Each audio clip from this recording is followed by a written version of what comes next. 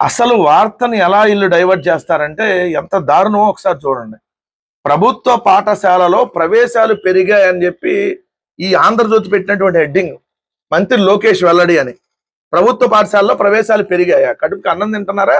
గడ్డి తిని రాస్తున్నారు ఈ వార్త. ప్రభుత్వ పాఠశాలలో పెరిగినాయా ప్రవేశాలు? నిన్న శాసన మండలి సాక్షిగా మీ వెన్నుపోటు కూటమి ప్రభుత్వం అడ్డంగా దొరికిపోయింది కదా. వెన్నుపోటు పార్టీలో మంత్రిగా ఉన్నటువంటి లోకేష్ దొరికిపోయి మళ్ళీ బుకాయిచ్చి రాసి ఏంటా లోపలికి వెళ్ళి చూస్తే ప్రభుత్వ పాఠశాలలో విద్యార్థుల అడ్మిషన్ల శాతం 2021-22లో 55.01 ఉంటే 2025-26కి వచ్చేటప్పటికి 41.40% తగ్గిందన్నారు.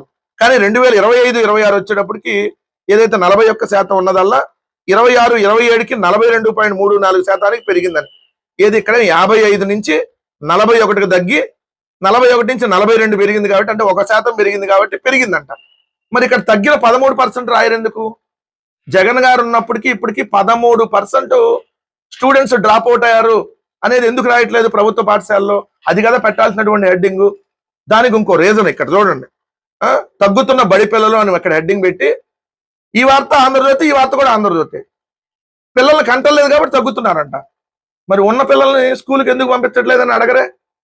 మీరు సక్రమంగా ఏదైతే ప్రభుత్వ పాఠశాలలో ఇంగ్లీష్ మీడియం అలానే కొనసాగించుండుంటే, ప్రభుత్వ పాఠశాలలో జగన్మోహన్ రెడ్డి గారు పెట్టినటువంటి ఫెసిలిటీస్ అన్నింటినీ మీరు ఉంచుండుంటే, విద్యార్థులు ట్యాబులు ఇచ్చిండుంటే, సో ఈ అడ్మిషన్లు పెరిగాయి. ఈరోజు డ్రాప్ అవుట్స్ చూడండి. 2023-24లో జగన్మోహన్ రెడ్డి గారు ఉన్నప్పుడు 40,50,51 మంది ప్రభుత్వ పాఠశాలలో చదువుతుంటే ఇప్పుడు అది సంఖ్య 34,61,612కి తగ్గిపోయింది.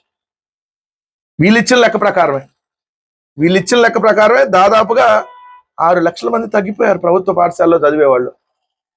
మీరేం పెరిగారని హెడ్డింగ్ పెడతారు, లేదంటే పిల్లల్ని కంటలేదు కాబట్టి ఒకళ్ళే ముద్దంటున్నారు కాబట్టి అందుకని స్కూల్లో పిల్లలు తగ్గిపోయారని వార్త రాస్తున్నారు. ఇంతకంటే దారుణం ఏముంటది?